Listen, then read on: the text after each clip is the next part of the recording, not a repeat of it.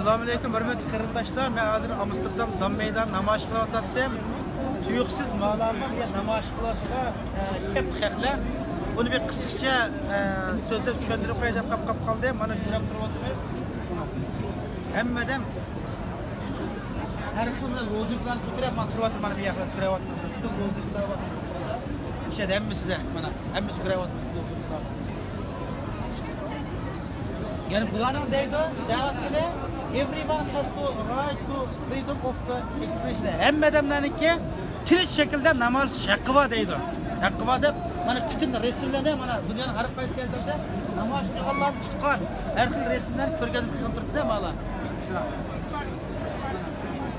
Chiqib aytganda biz dunyoning har qaysi Uyg'urlar o'zaro qo'limizdan keladigan sharoitda o'zimiz ota-onamizdan, urug' tuqqanlarimizniki vatandagi mashhurlarimizning rasmlarini ko'tarib, mushkil shakldagi har vaqt bo'lmasmi, oyda bir qatim, soatda bir qatim bo'lsa, mana maydonga chiqib, mushkil o'xshab, mushkil shaklda tutib turib, Xitoydagi sharqqa jazo lagerini, ittiq qirg'inchiliklarniki butun rasmni dunyoga ko'rsatsak, dunyoniki diqqat to'g'ri ekanmiz haqlarnikidan. Mushkil narsani so'zlab tushuntirsak bo'ladi.